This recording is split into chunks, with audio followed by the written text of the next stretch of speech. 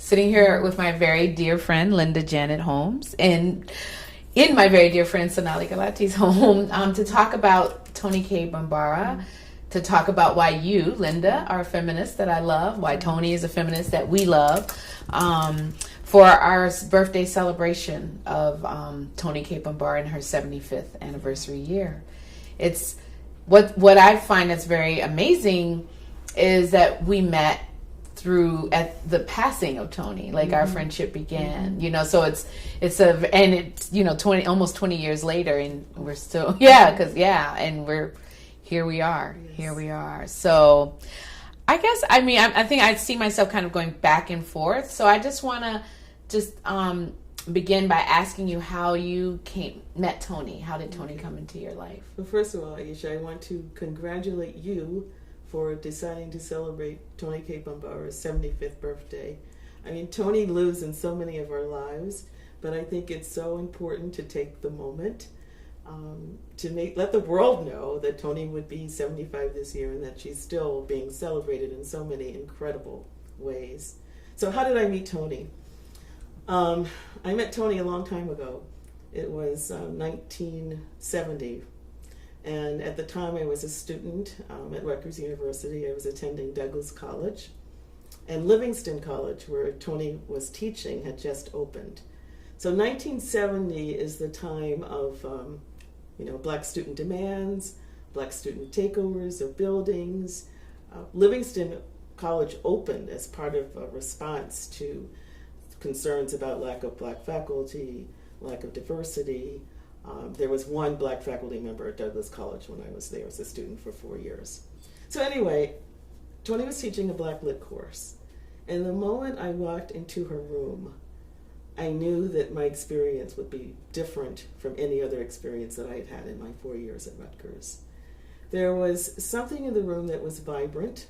The class was mostly Black, and on campus, there were all these different camps, like the Black Panthers, the Black Muslims, the Black Nationalists. And Toni, all of her life, has been about interconnections. And so in Toni's room, everyone had a voice. And there was a sense that it didn't matter which camp you belonged to, whether you were wearing the dashiki or whether you were still wearing your short skirt and heels as Toni was wearing, big afro. We all had voice. And Toni was just incredible because there was an opportunity for us all to be revolutionary. No one was dismissed about that possibility existed in all of us. And her assignments were phenomenal because Toni has always been about community. And every assignment that she made to us was somehow connected to community. And so the most memorable assignment for me goes back to when she assigned us to rewrite the fairy tales, like the Grimm fairy tales, which she thought, and we discussed in class, had very little relevance to Black children in urban or rural communities for that matter. And that we were assigned to go home and make these fairy tales something that Black children want to listen to and also be a learning experience for Black children. And so I chose the Chicken Licken story, which, as you might recall, has to do with Chicken Licken thinking the sky is falling, and then, on and on. So my version of the story had to do with the fact that it wasn't the sky that was falling, but it was actually a policeman's bully club that had hit Chicken Licken over the head. And therefore, she had organized this protest march, right, down to City Hall to let the mayor know that this was totally unacceptable. So that's how the story unfolds. So what Toni did is not only have us write the story, but we also had to bring the story back to the community. So part of the assignment was, where are you going to tell this story? Is it going to be in call and response? You're not going to stand in front of the room and read the story. You're going to involve the children. And it was just quite incredible that everything that she did was to go back to community.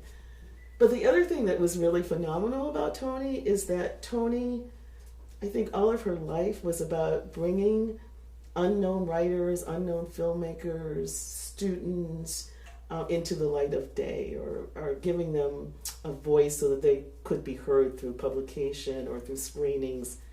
And to my surprise, I had no idea this was going to happen. Toni said, I'm working on a book, and I'm going to include some of the students in this book, and that was Tales and Stories for Black Folks. Yes. Yeah. And so how did it work? Did she just say, Linda, can I publish your piece, or how did it happen? Well, I don't remember exactly the conversation. Right. However, it became, as everything she did, it became one-on-one on how to do this, right? Mm-hmm. So she taught us about, like, if you want how to copyright your story. And then she said where it would be published. And then, of course, we had to sign this agreement. But the other thing that happened was that the story was in this book, but it was also anthologized. Mm-hmm. Quite a bit. Your story? Yes. Wow. So she would call to let me know when the story was appearing in a children's reader.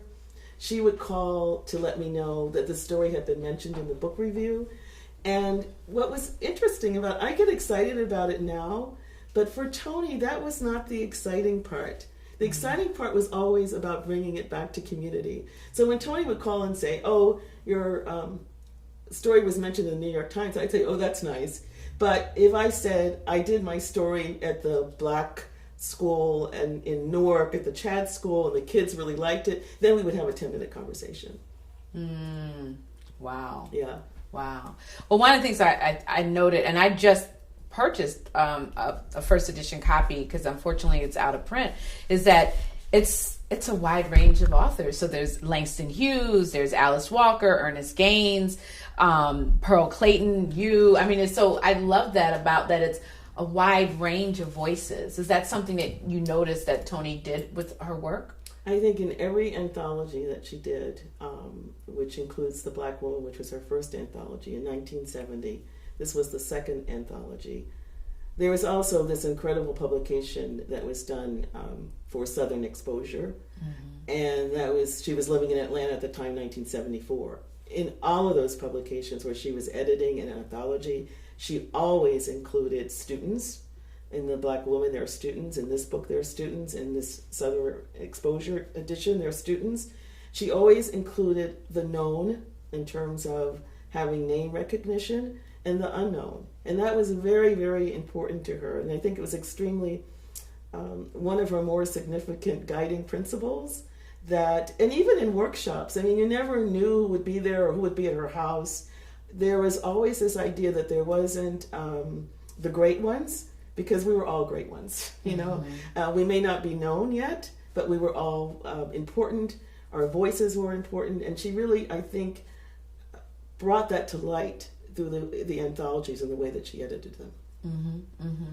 And can you also just talk about the energy at, because there were a lot of other writers and poets and who were at Rutgers. Can you just give a sense for people who have no idea what was going on in 1970 at Rutgers when you were there? Who else was there? Yes. Well, what's interesting is that before Toni is at Rutgers, she's at City College. And there was similarly this incredible roster of activists and revolutionary thinkers and feminists at City College in the 60s, like Audre Lorde and June Jordan, etc., Adrienne Rich. And then when she comes to Livingston in 1970, that's where I met Nikki Giovanni. I also took a course with Nikki while I was there. Sonia Sanchez was there. A good friend of mine, Pepsi Charles, was there, who did an incredible radio show and was also a writer. It was an incredible gathering. Jan Carew taught a course there. A.B. Spellman taught a course there. It was an incredible gathering of feminists, of Black nationalists, of revolutionary thinkers, of internationalists. And there was nothing else like it at Rutgers University. It became the ground that we had hungered for. It's kind of like we made our list of demands about more Black teachers, more Black courses, and it was slowly happening at Rutgers University, but it simply exploded during that very, very special time at Livingston. And I would say it was during the time that Toni was there, 1970 to 1974. And that period actually comes to an end as Toni is leaving Livingston. Now, was Cheryl Clark teaching there, or was she a student at that time? I think Cheryl was a student at that time because this is 1970. Right. Yes, So you are okay. Yeah. Okay. But there was the energy was high. We had just formed, in the late 60s. When I went to Douglas College, there were I think there were no more than 40 African American students in the entire college. Wow. So that was it was a small school, 3,000 students. Okay, but still 40. Yeah. And it's a state university. Right. Right. And New Jersey is a very diverse state. It was diverse then. And so it was just, when I found out that Livingston College was opening up, my counselor at Douglas, and I said, I won't be taking any more classes at Douglas my senior year. I'm taking all of my courses at Livingston.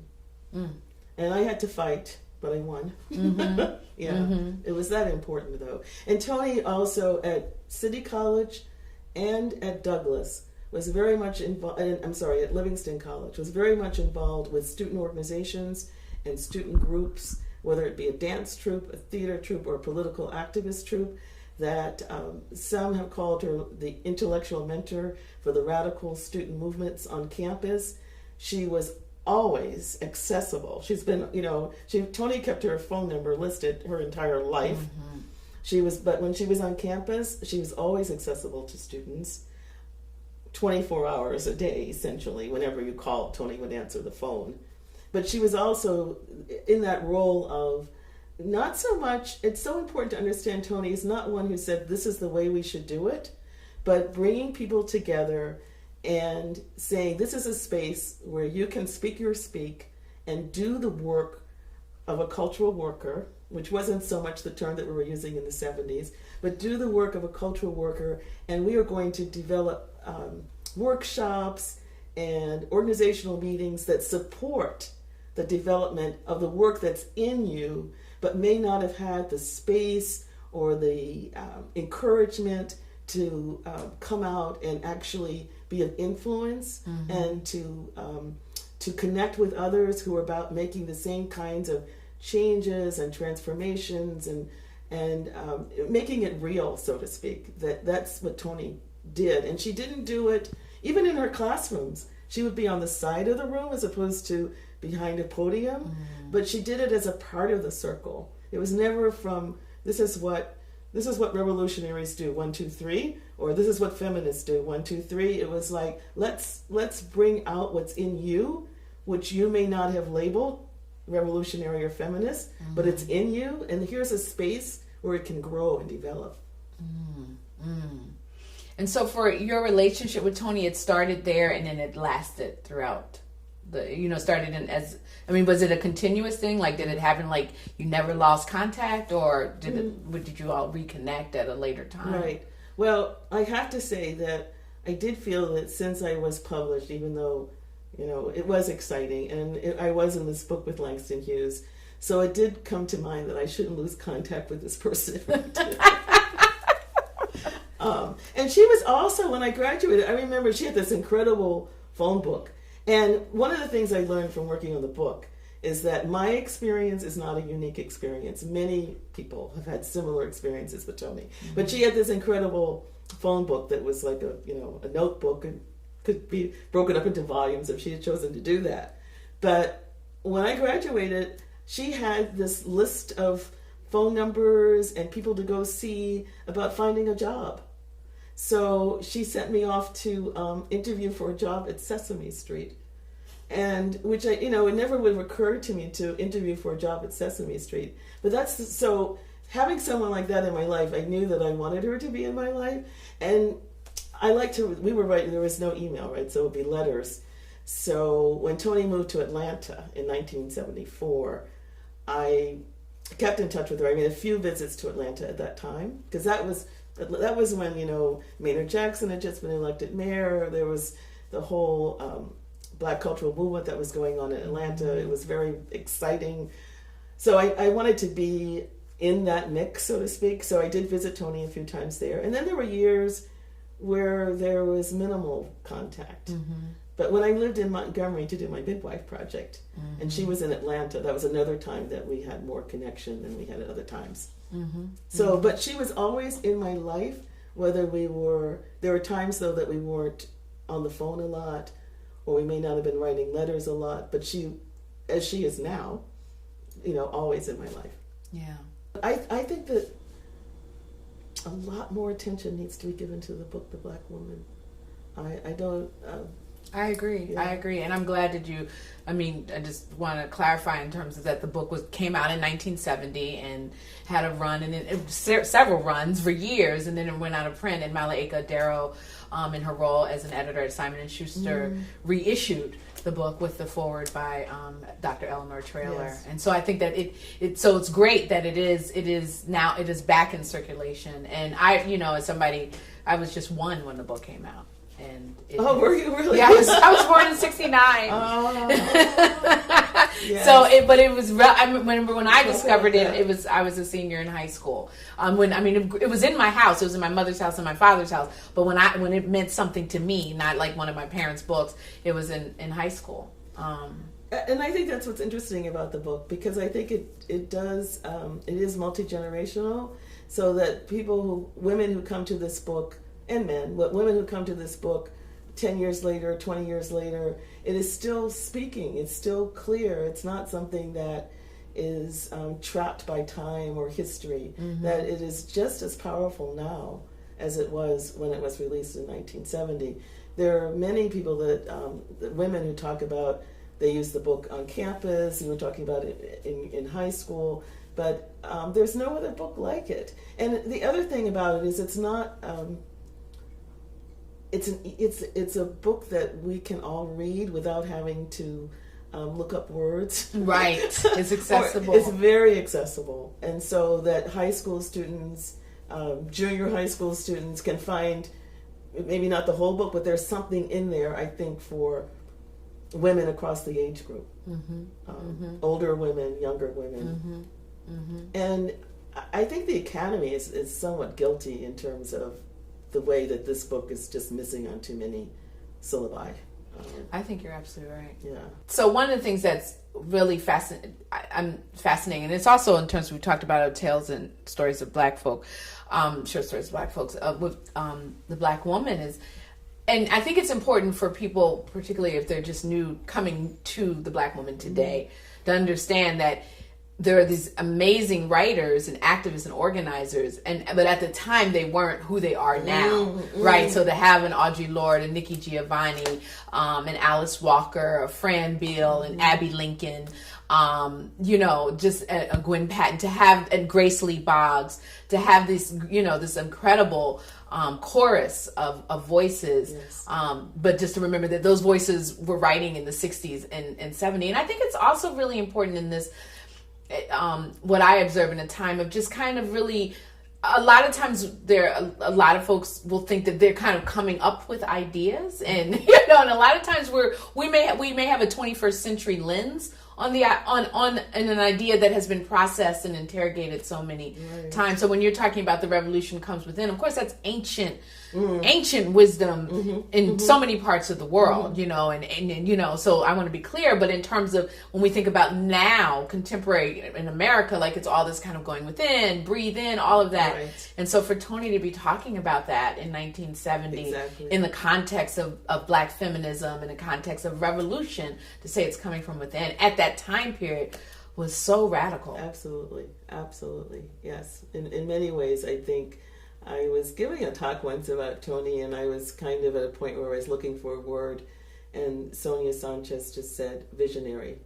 Toni Cade Bambara was visionary, and I think what you just said is one of many examples of Toni's extraordinary vision, that she was just ahead of her time, that she was seeing things that other people weren't seeing. And I also like what you just said about creating a chorus, because Toni was definitely about the group, about the community, about the chorus, as opposed to being about, celebrating the individual. So these anthologies, I think she really enjoyed doing them because they were collective, and she saw the work as being collective and expressed it in those anthologies. Yes. So I want to ask you, how did you start documenting Toni's life? Like, how did you do Savoring the Salt and now Joyous Revolt? How did that happen for you? That's a very good question. Let me turn back the clock a little bit. Okay, I think I have it. I think that after Toni's passing, that one of the things that we did was to gather at Rutgers University and to do a reading and to have some discussion about Toni's life and work. And it was a very small group. Karma was there, and Toni's mother was there. And Karma is Toni's daughter. Yes. For people who don't know, Right. Karma is Yes, Toni's daughter. yes. Karma was there. Right. And many others, maybe it was about 25 people, but one of the people that was there was Jan Carew, and I mentioned Jan Carew taught at Rutgers University, and I took a class with him. And after the event was over, Jan Carew said to me, did anyone record the session, or was it videotaped or tape recorded? He said, no. He said, oh, really? He said, well, did anyone collect the papers that were given? Because several people had read papers. And I said, no. He said, well, that's your assignment. He said, you need to at least pull together the things that people said and deposit them somewhere. So that was the assignment. So I began to think about that concept of bringing the papers together and depositing them somewhere. And Cheryl Wall had actually hosted the event at Rutgers. So one of the initial people that I had the conversation with about what we can do. And this was, I think it was over coffee at the Ethiopian restaurant in New Brunswick, that the idea came up, well, maybe a book. And that's how Savoring the Salt began. And I think it took maybe, was it 7 years from that conversation to the end. But one of the things that became very clear to me in the process of doing Savoring the Salt is that, we had a page limit, we could only include so many contributors, and that was just the beginning of the story. And also in doing Savoring the Salt, I became aware of the fact that her daughter Karma was making some decisions about where to deposit Toni's papers. And in the process of pulling that book together, Karma made the decision to deposit her mother's papers at Spelman College at the Women's Resource Center. And I actually happen to have been there when that agreement was made with Beverly Sheftel, and Beverly Guy Sheftel, and she took pictures. And so I just started thinking, it's amazing, because now it was some years after Toni's passing, and I just think of Toni as like the most incredible person to walk the earth, kind of thing. And I was like, nobody's writing this book about her life and her work. And I talked to Karma, and I said, Karma, what do you think about my thinking about writing a biography about your mother? And her response was, well, you seem to know a lot of the people that my mom knew, so maybe, yeah, go right ahead. So that was kind of the blessing. That was such an incredible gift to receive from her daughter. And because I knew Beverly Guy Sheftel, having access to her papers prior to them even being cataloged was another incredible thing that happened in the process of writing the book. So that's how it began.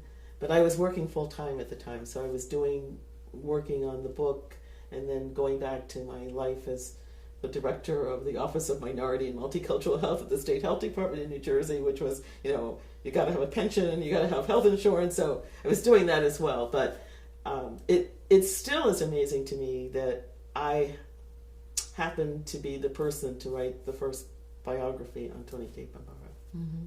What was that experience like for you, working in terms of studying her life, Well, in the beginning of the work, I realized that I was still grieving. So when the first time that I was there in the summer going through her papers, and at this point they were really, a lot of them were not cataloged, and I was realizing I was touching Toni's life through letters and postcards and scrapbooks and pictures and journals. It was almost hard to do the work because it was just emotionally overwhelming in a sense, and so that I would have to take a lot of breaks, and also I needed to kind of sit with some of the people in the archives to kind of talk about and reminisce about Toni. But Spelman was actually, it was kind of like the best place I could have been for doing this work, or in Atlanta, because I also came to understand that Toni did most of her two major novels were written in Atlanta. and her a book of short stories was compiled in Atlanta, and she was doing all this work with emerging writers and poets and filmmakers in Atlanta. She lived in Atlanta for 10 years, so it was just this amazing place to be in terms of being able to interview people who knew her during that time. So I was not just in the archives, but I was with people who had been involved with Toni in terms of Karma going to the Martin Luther King School, and Amaz Saran, for example, being Karma's first teacher. So there was this community of women who I actually knew from my work with the Black Women's Health Project and my other work that had to do with Black women's health, and being able to reconnect with them. And Jan Douglas is another great example. She was someone who was teaching at Livingston College, and I met her at Livingston College, and she moved to Atlanta maybe a year before Toni did, and they went house hunting together. So I was able to reconnect with people like Jan and Ama and many others who had been in my life and had also been in Toni's life, and to kind of reminisce. But the thing that was most amazing overall about the project, which took 10 years, was what I learned from others about how much Toni influenced them and shaped their lives, and how real Toni continued to be in their lives 7-8 years later. I talked about my emotional response, but there were many people that I would talk to on the phone, and all of a sudden there would be silence, and I was thinking, what's going on? And then finally the person would say to me, I had to pull over because I had to cry. And there were, I think some of it had to do with maybe people hadn't talked about Toni. I mean, they were living with Toni, but they hadn't gone back through their stories about Toni. And at some point, it became extremely powerful for them emotionally. And I also learned that my story is not unique. The story that I just told about, being in Toni's class, there's just countless people. The story of being in Toni's workshops and the doors she opened, and how she seemed to just be dropping everything for them to, again, it's basically this process of helping folks discover what's in them that is cultural work, and bringing it out in a way that it connects with others, it connects with community, and giving, it's kind of like providing a space for that to occur. Talking about the writing of the book is in many ways talking about, Toni. And I mean, and what I'm struck by is, we're a generation apart. I've talked to people who are, two generations older than I, and I have a similar story, in terms of not as a writer, but as a filmmaker. Yes. I mean, Toni definitely charted my life, and I am a filmmaker, or identified as a filmmaker because of Toni, and made films because of her, and so, and the doors that she opened, and and what I also in terms of, I think part of her great power was like that she was this phenomenal person who was respected on so many levels in so many communities, and yet she was always accessible. Yes. Always. It never kind of, I'm not, I don't want to say it never went to her head. But it's just like she was always, you never felt like, if you didn't know, let me put it this way, if you didn't know that Toni was this award-winning author, and you met her, you wouldn't know. Yes. She didn't, she was just, I remember one time we took at Temple, there was a program called Pan-African Studies at Community Education Program, PASEP. And we were taking Spanish class together, like it was in the evening or whatever, and it was open to the community. And there were a lot who had no idea. Exactly. She was just the sister who was learning Spanish. Yes. She was definitely the comrade, the cultural worker, the sister who was just learning Spanish. And, many people have asked me in the course of writing the book, why do you think that Toni hasn't received the kind of celebrity that other writers have seen who were writing around the same period, like, Toni Morrison, Alice Walker, etc. And I had to really think about it a lot. But for her, it was not about making a name for herself. It was about the community. It was about the emerging writers. And so she didn't devote the time that it takes. The story that she tells about the Salt Eaters, her American award-winning book, where she says in an interview, I decided that Eleanor Traylor should, at Howard University, she would be the best one to go out and talk about the book, right? So what celebrity writer doesn't take advantage of CNN and MSNBC and talk radio to get out and make sure that everybody is at the bookstore asking for the book? For Toni would be on those panels with other Black women writers. Toni would, talk about the book when she's teaching and facilitating a workshop. But she did not take this big chunk out of her organizing cultural work time to market herself or market her work as a celebrity or diva writer. As she is an incredible, as Toni Morrison said, one of America's most brilliant writers, but that was not what she felt was her calling in terms of the work that she had to do on the planet. So it's very, very incredible. So I think that it's about time in terms of people will know Toni's writing, because Toni's writing is so incredible and so brilliant and filled with humor and filled with also, women speaking boldly and independently. And I find her stories to be, her fiction is kind of the other side of the Black woman, because there are Black women telling their stories and speaking loudly and defying the odds in most of her stories and across the age group, young girls as well as older women. So I think her stories will be known. I think her novels will be known and will be appreciated as classic American writing. But it will take time because Toni didn't make it her life work to become a famous writer. Mm-hmm. And one thing I feel a indebtedness to Toni Morrison and for her commitment to ensuring that some of Toni's unpublished work was published, specifically Those Bones Are Not My Child, her just epic novel about the Atlanta child murders that happened in the 80s, and then Deep Sightings and Rescue Missions. Yes. So which I think is just, we think about, Toni Morrison is, one of America's greatest writers, Nobel laureate, and, just dedicated time to say, I'm going to make sure that Toni Cade Bambara's print is in print as long as I'm around. Yes. I think she is one of the people that totally understand her brilliance as a writer, and to make that commitment as she did at the memorial service with Toni Cade Bambara at the Painted Bride was incredible, and it happened. It didn't take long for either one of those books to come out, and I think that Toni Morrison also has to be appreciated as Toni Cade Bambara's friend, right, and as Toni Cade Bambara's editor for all of her books, beginning with Gorilla My Love, and one of the pleasures of writing the book was having a chance to interview Toni Morrison, and the respect that she has for Toni Cade Bambara's life and work is immediately felt in the first couple of sentences of conversation.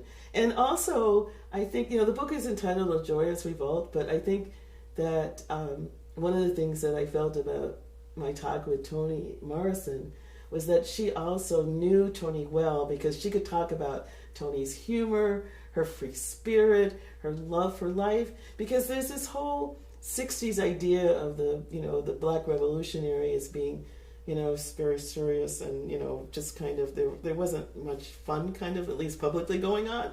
But with Toni, there was just this love for life and this joy. She has this comment in one of her essays where she says, I like to laugh so hard that salvation is the issue. I like to laugh so hard that I have to stand up against a wall to keep from falling down. And then she says, right next to the laughing gland is the furnace blast where the rifle is. So this idea of joy and rage. But Toni Morrison, she just had really great stories as well about just having fun with Toni Cade Bambara. And I think anyone who had a personal relationship with Toni Cade Bambara knew that, the laughter was there and that the joy was there in the midst of doing incredible work. Mm-hmm, mm-hmm. Well, I think I just wanted to really highlight that. Oh, Yeah.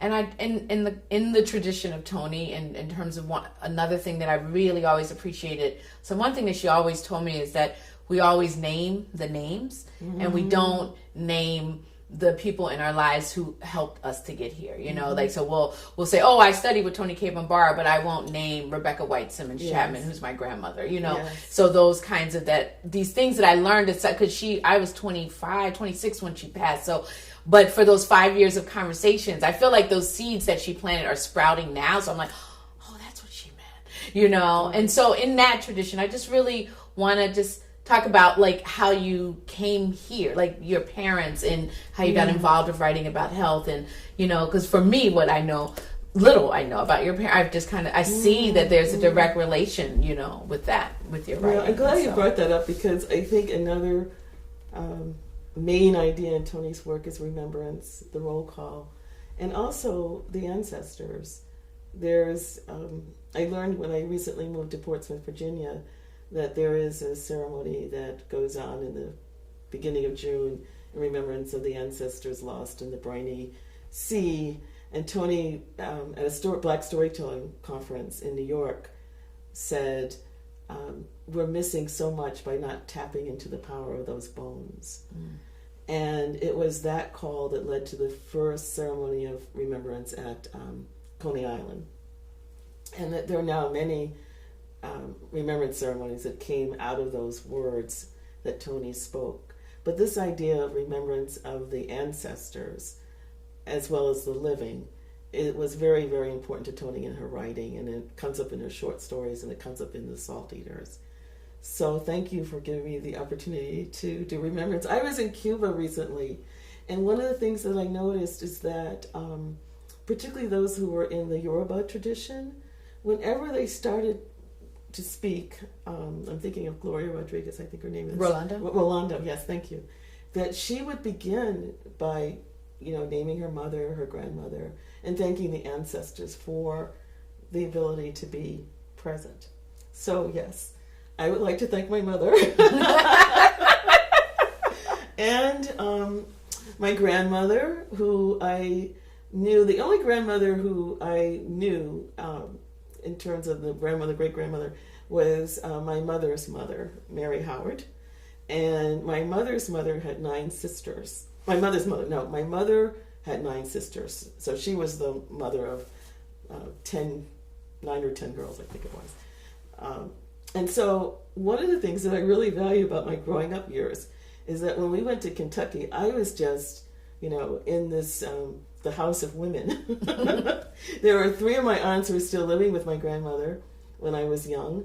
And every Sunday, the sisters came with their families out to dinner. But there was this strong idea of sisterhood. And in fact, my mother's whole personality changed when she got to Kentucky, because she kind of felt she didn't really have to mother anymore, that she would just kind of turn me over to Lena May and Princess and Talitha and Elaine and Loretta and on and on and on. And so there was this strong feeling of understanding, you know, being a woman. And my grandmother had an 8th grade education, and but all of the women in all of her daughters who chose to go to college, and most of them did and became school teachers for the most part, one of the fields that were kind of open to Black women at that point, and one became a nurse.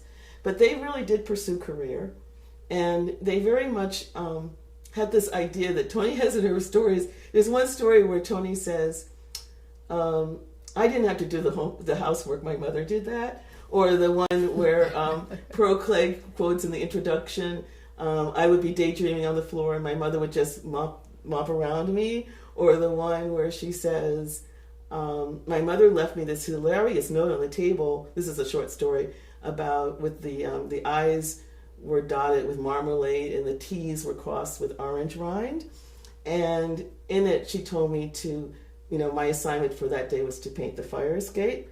And then in the story, this young adolescent female laughs, the narrator, and says, but we don't have a fire escape. So my mother's family was very similar. It wasn't really about girl chores in our house. It was really about, did you get the homework done? What books are you reading? And I would always say things like, I want to go out and pick the vegetables. And they would say, no, you should read your book. So there was that kind of feeling about, as a young girl that I had. My father his family left South Carolina when he was 2 years old. Edgefield, South Carolina is part of the mass migration north. And he grew up in Newark and was very urban. My mother's rural, but he's very urban. But I think the biggest influence that comes from my father is that my father definitely was, he wasn't a published writer, but he liked to write. And whenever he had an assignment like present someone at church as the speaker, he would sit down and write 3 or 4 pages and then read it out loud. He wrote incredible letters to me when I was in college. And I was recalling recently, in 3rd grade, we were assigned to go home and write a poem. And so I wrote this poem, and then I got stuck somewhere around. So it was like 9 o'clock at night, and I still hadn't finished the poem.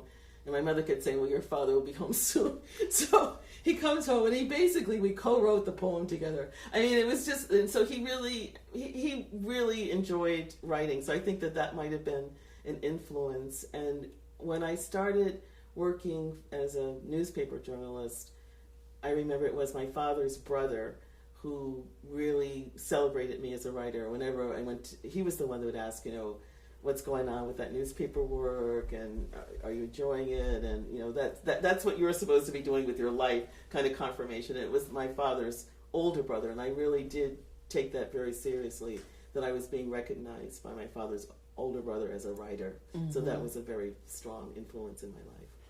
And is this how did you get segue into midwife? Writing about midwives. Well, so I had my daughter. I was 26, 27 years old. I was not married. I was a single parent. So we had these role models like Nikki Giovanni and Toni Cade Bambara who said, you can have partners.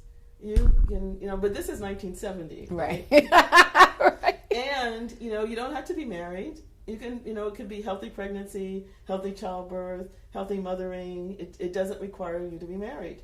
So I kind of bought into that. I thought that was kind of a good idea. I liked that. So anyway, I had my daughter at St. Joseph's Hospital, and I had taken childbirth education classes. I had decided I wanted to be awake and aware during the birthing process. All the things that one was supposed to do. Welton Smith, Donna's father, who's also a poet, was there and very supportive. But when I got to St. Joseph's Hospital, it became a spectacle. Like the nuns would come and say, wow, look at those contractions, and she's still breathing. So I wasn't getting any support from the hospital. I ended up having an epidural, and it really helped me to take a second look at what the heck is going on with the healthcare system, because this is the time of the Boston Women's Health Book Collective had done their work. Our Bodies Ourselves. And so there were voices out there about we can control our birthing experience, and that's not what happened for me. So I became very much involved with choice, and it's my baby. It's my experience. I want rooming in. There was no rooming in. Breastfeeding, we had to fight for that. I started the first La Leche League support group with some other women in my community, because at that point it was all like a suburbia event. When I took my childbirth education classes, I went to New York and took them on the Upper East Side, essentially with white women who were upper class white women who were making these choices. So it was not what was happening in Newark at the city hospital. Mm-hmm. And in fact, the director of the OBGYN program there said to me at one point, the women who come to our hospital are poor, either on drugs or alcoholics, and therefore that's why we don't have a birth room, that's why we don't support breastfeeding. And that was just like, okay, time for a revolution. As Toni would say, what's your plan? What's your plan, right? So from there, I began to really get involved with activism around that issue. And my first job that I had after getting my master's degree at Rutgers was with the nurse midwife program at the University of Medicine and Dentistry of New Jersey, where I worked for 8 to 9 years. And we were able to open up a birthing space that was, African cloth on the bed and handmade cradle of the room for rooming in, and midwives being able to support women in a birthing process where the woman was the decision maker and not the doctor. So that's what kind of opened up this whole idea for me, my personal experience about midwives. But when I was working in the midwife program, I was teaching a course that had to do with what's the beginning of midwifery in America, and the story was the beginning of midwifery in America was the horseback riding midwives in Kentucky.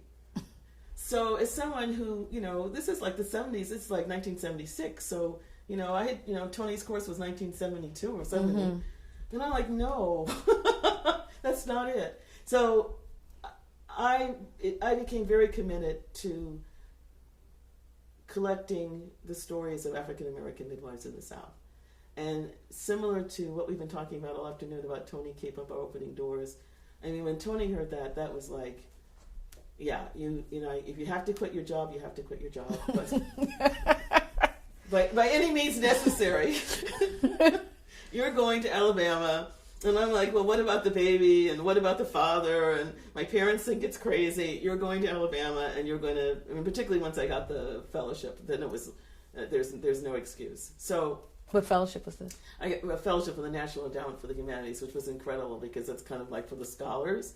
But I went and talked to the person who was the program manager, and he shared with me that he had had a horrific birthing experience, that his child was, he believes, injured in the birthing process, and was extremely sympathetic and could hear what I was talking about in terms of the medical management of childbirth, particularly of normal childbirth, is abnormal. It doesn't make sense. And so I went to Alabama and did this incredible project on African American midwives that Toni Cade Bambara insisted that was the thing to do. And, listen to your inner voice, go within and find out what's happening.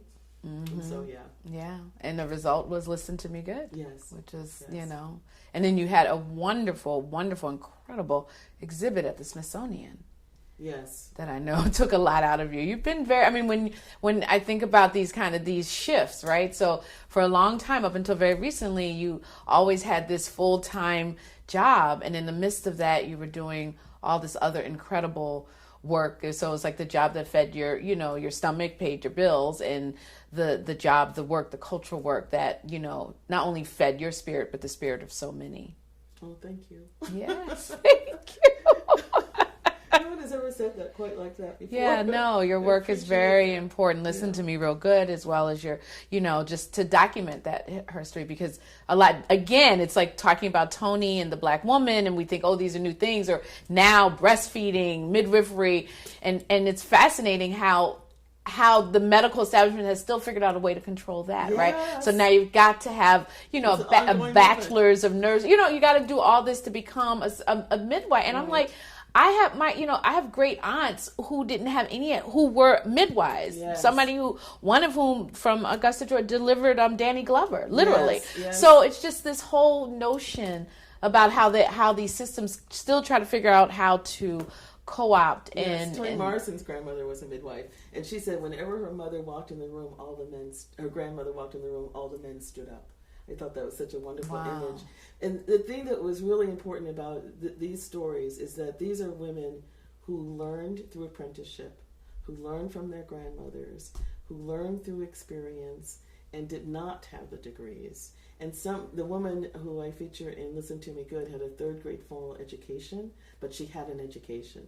She would talk about fireside learning. Her grandmother came from Africa, and so she knew about roots and herbs, and so she would go out in the woods and study with her grandmother. So this idea about how we obtain knowledge, and that the only way to obtain knowledge is by knowledge, and if you don't have the nurses, and Toni came to the birth room opening when the Salt Eaters had just come out to celebrate the birth room and to celebrate midwives, and really said, about creating new models, because she was saying that the feminist model was really interesting about the women's health clinics, but it wasn't reflecting what Toni was very interested in was, our culture, our roots, and our experiences. And so how do we bring from our own traditions and our own rituals and our own culture a new model that incorporates what we know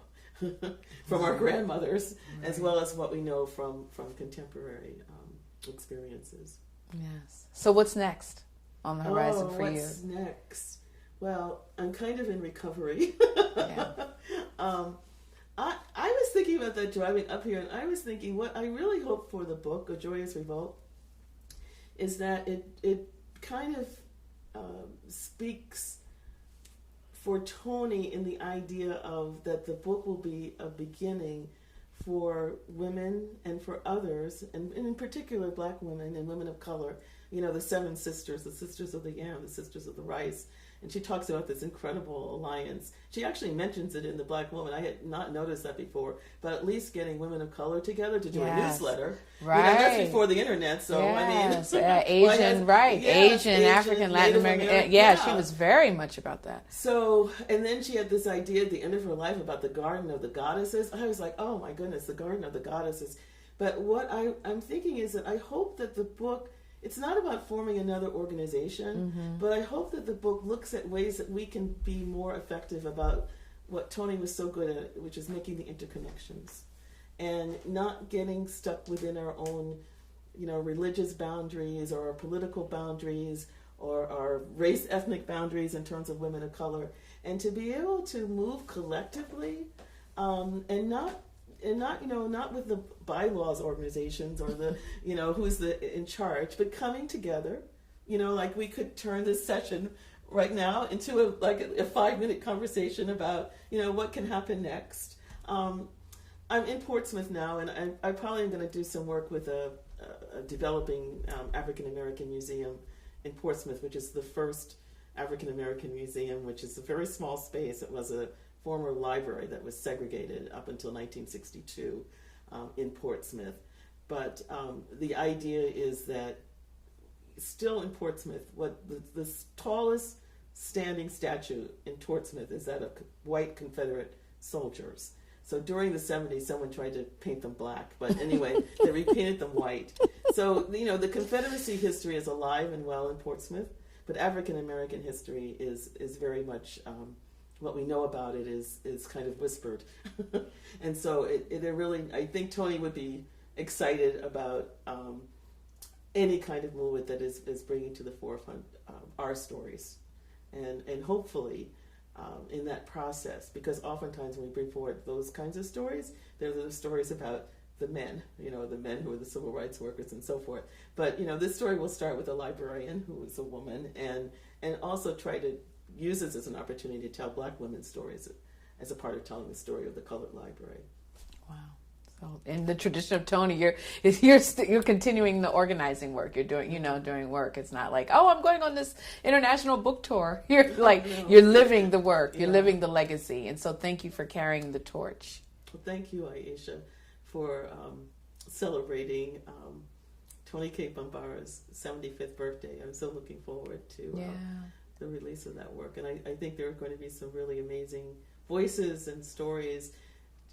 And still, don't you have the feeling it's still just the tip of the iceberg? It's just the tip of the iceberg. And it's been amazing working with my co-editor and co-curator, Heidi Renee Lewis. I mean, and Heidi's 12 years younger than I am. And so it's like Toni's she keeps living. And it is the tip of the iceberg. I feel like we're just kind of opening, into a whole new realm. And so it's really a gift. And I feel like you are a gift. I feel like our friendship is a gift that Toni gave us. And I'm so grateful. Yes, so grateful. Yeah. So thank you. I am also. Thank you. Thank you very much.